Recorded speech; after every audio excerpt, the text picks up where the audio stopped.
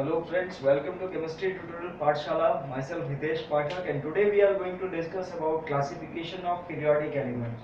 Earlier we studied about elements, compound and mixture, then we studied about metals and non-metals. Now we are talking about the classification of elements in periodic table.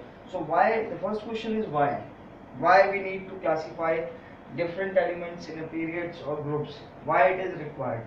Because the arrangement of elements in a known period or group is with is required to rearrange the system with similar properties. Like we want to group the elements which have similar properties together. Like in periodic classification or classification of elements, trying we arrange similar elements in a group. In a group, it is similar. Like for our example, like in a society. In our society, we have different classification, and the classification depending on economy. Like there are three classifications. First one is called upper class, middle class, lower class. This is similar to the periodic classification of element. Why it's required? Because as the number of elements increases in a system, in our known chemistry, then there is a requirement of grouping similar properties element together so that they can be arranged in a proper manner. As our society, as the people grow, as the population increases, it requires to bifurcate or differentiate between different class of peoples by their economy. Now so many people try to classify elements, and starting from earlier attempts of classification element was done. The first one is done by Dalton, John Dalton, who proposed Dalton atomic theory.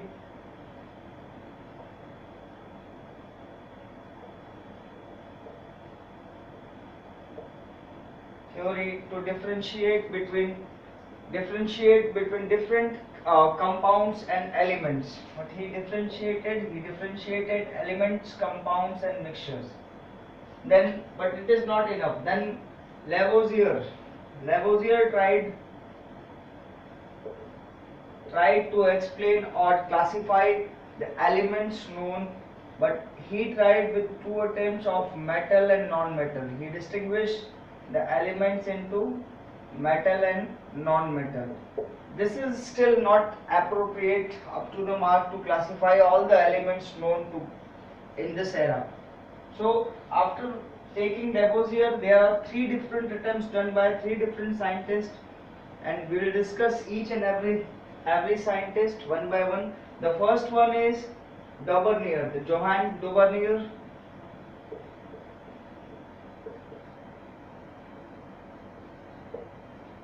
Johann Daubernier tried to develop triads.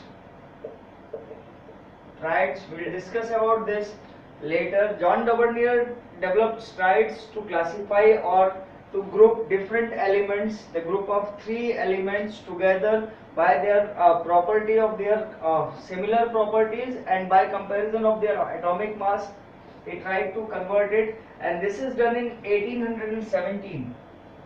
In 1817, Daubernier gives its classification. Then the work done by John Newland, who tried to give a Newland law of octaves,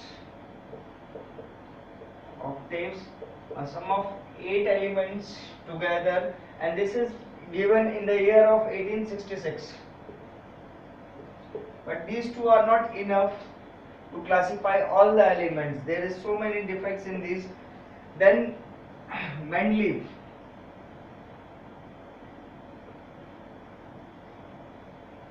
Mendeleev gives its first periodic table, Mendeleev's periodic table, in 1869, and just give you the information that Mendeleev is known as the father of classification of periodic table. That now the long form of periodic table or modern periodic table is like the advanced version of Mendeleev's periodic table. So Mendeleev, we will give the whole credit to Mendeleev, who initiated the first periodic table, and the symptoms of today's like modern periodic table is similar to the Mendeleev's periodic table. So this is all about periodic classification of element. दोस्तों आज हम बात कर रहे हैं कि कैसे और क्यों एलिमेंट्स को क्लासिफाई किया जाता है पीरियड्स के अंदर।